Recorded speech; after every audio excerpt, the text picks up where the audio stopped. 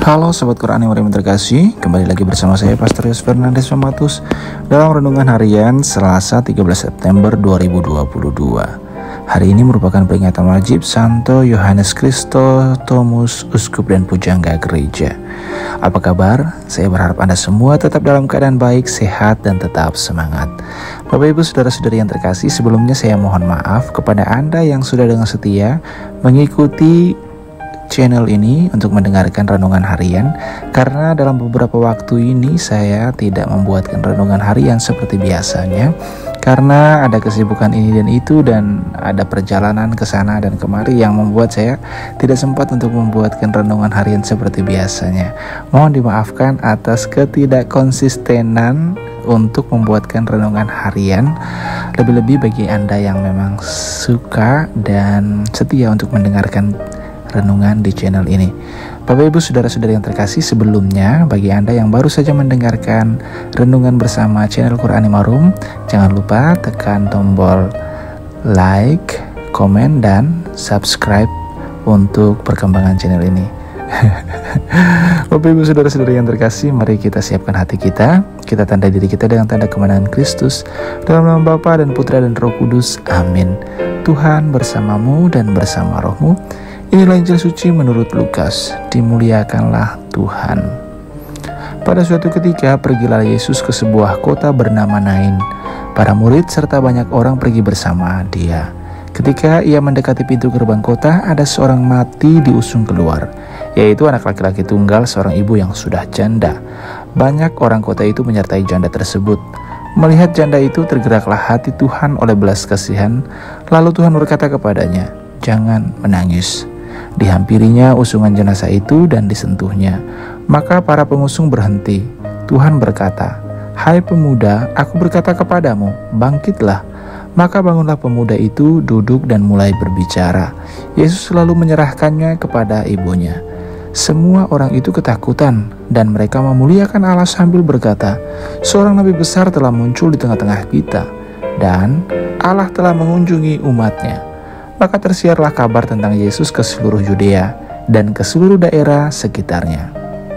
Demikianlah sabda Tuhan, terpujilah Kristus. Sahabat Qur'anima Room yang terkasih, menangis adalah salah satu ekspresi kesedihan, salah satu ekspresi dari ketidakberdayaan seseorang di dalam menghadapi situasi atau peristiwa yang menimpa dirinya. Ketika seseorang tidak berdaya atau tidak tahu harus berbuat apa terhadap situasi yang dialami dirinya, ia akan berpasrah dan kemudian menangis. Jadi menangis adalah salah satu ekspresi ketidakberdayaan, kepasrahan seseorang terhadap situasi yang menimpa dirinya. Itulah yang kita dengar dalam Injil pada hari ini. Seorang janda menangis. Ia menangis karena kehilangan seorang anak laki-laki, anak tunggal. Ketika ia kehilangan anak laki-laki, ia merasa kehilangan suatu harta yang sangat berharga. Ketika berhadapan dengan peristiwa itu, ia tak berdaya. Ia tidak bisa buat apa-apa, tidak tahu harus ngapain. Maka dia menangis.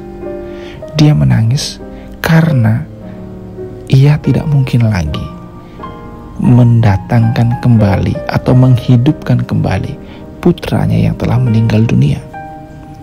Dia pasrah. Dia tidak berdaya karena kehilangan putranya, putra tunggalnya.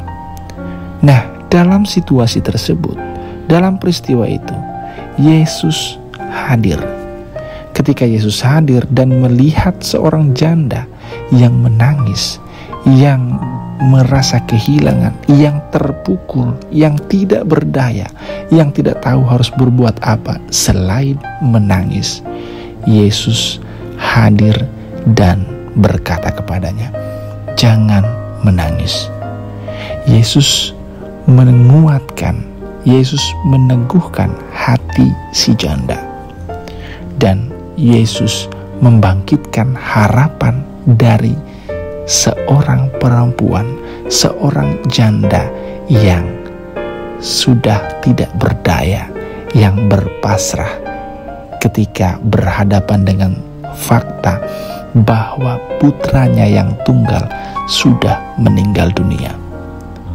Yesus menguatkan, Yesus meneguhkan, dan Yesus membuka harapan baru, membangkitkan harapan baru dalam diri si janda. Yesus kemudian berkata kepada putra si janda yang telah meninggal dunia, "Bangkitlah, bangunlah." Dan anak laki-laki itu kemudian bangun lalu hidup. Bapak, Ibu, saudara-saudari yang terkasih, ada banyak peristiwa di dalam kehidupan kita yang membuat kita merasa tak berdaya, yang membuat kita merasa tidak bisa apa-apa, tidak tahu harus berbuat apa, dan kemudian membuat kita menangis, membuat kita berpasrah. Kita hanya bisa menangis, kita hanya bisa pasrah saja terhadap situasi yang ada. Bahkan mungkin kita menjadi putus asa ketika berhadapan dengan situasi yang menimpa diri kita. Tetapi dari Injil pada hari ini yang kita dengarkan bersama, kita diingatkan bahwa ketika situasi kehidupan kita membuat kita merasa tak berdaya, membuat kita tak berdaya, membuat kita menjadi lumpuh, menjadi tidak bisa apa-apa, menjadi tidak tahu harus berbuat apa, kita masih punya Tuhan Yesus. Kita masih punya Tuhan yang senantiasa membuka harapan-harapan baru, yang senantiasa membangkitkan harapan-harapan baru.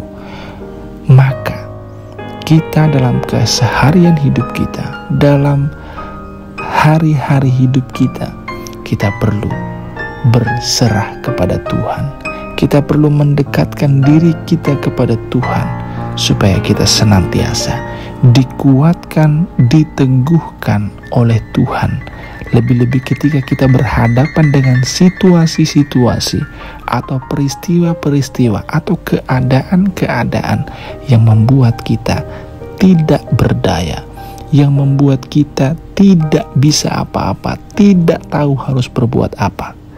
Bapak, Ibu, saudara-saudari yang terkasih, kalau kita percaya kepada Tuhan, kalau kita beriman kepada Tuhan yang senantiasa memperhatikan kita, maka Tuhan akan senantiasa membangkitkan harapan di dalam hidup kita. Di dalam Tuhan selalu ada harapan. Di dalam Tuhan selalu ada hal-hal baik.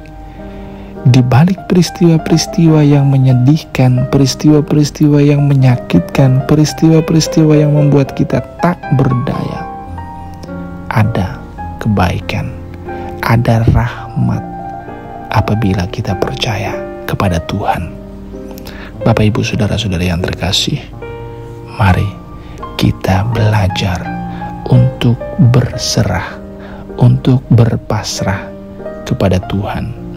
Lakukan apa yang menjadi bagian kita dan biarkan Tuhan melakukan apa yang menjadi bagiannya. Tetap percaya kepada Tuhan, tetap lakukan hal-hal yang baik dalam keseharian hidup kita. Jangan mudah putus asa, jangan mudah menyerah. Tetap semangat dan berjuanglah di dalam nama Tuhan, di dalam iman akan Tuhan. Kita bisa melewati setiap peristiwa-peristiwa yang memilukan, peristiwa-peristiwa yang menyedihkan, peristiwa-peristiwa yang membuat kita terguncang, dan lain-lain. Shalom, Tuhan Yesus memberkati.